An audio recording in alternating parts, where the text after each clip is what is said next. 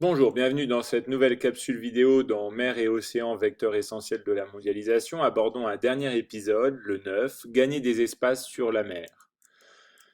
Et donc grand B, l'artificialisation du littoral et 1, gagner de l'espace sur la mer, polder et terre-plein. Quelle est la différence entre les deux termes?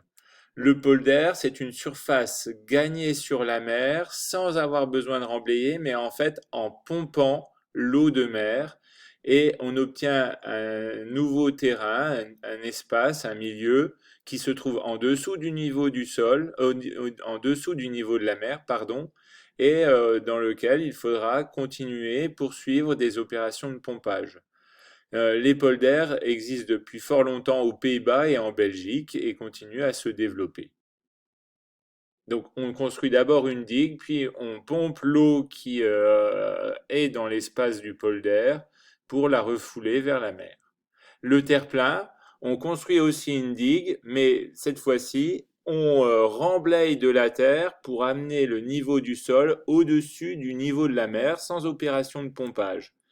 Ainsi, on peut araser une colline à proximité pour combler une surface de la mer, du littoral, pour agrandir en fait la plaine littorale ou la zone portuaire. Ensuite, toujours dans l'artificialisation, les îles artificielles. Les îles artificielles sont relativement connues. Il en existe à Dubaï pour l'activité d'habitation ou touristique, comme The World par exemple, ou les différents palmiers qui se trouvent à Dubaï.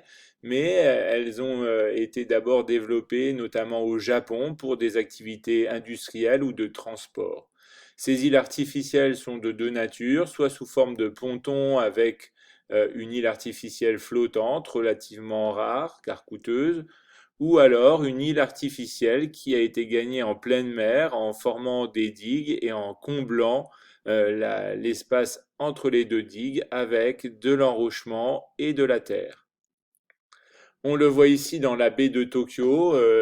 On a les trois cas de figure qui sont présents. On a des cas de, de remblai, ici, de terre-plein, et ici, une île artificielle, pardon, une île artificielle sur laquelle se trouve l'aéroport d'Osaka.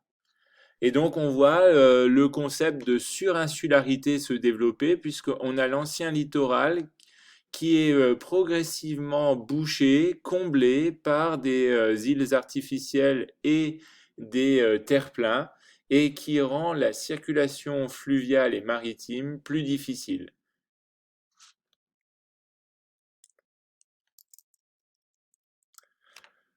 Pour conclure sur cette vidéo, quelles sont les différentes solutions pour aménager le littoral?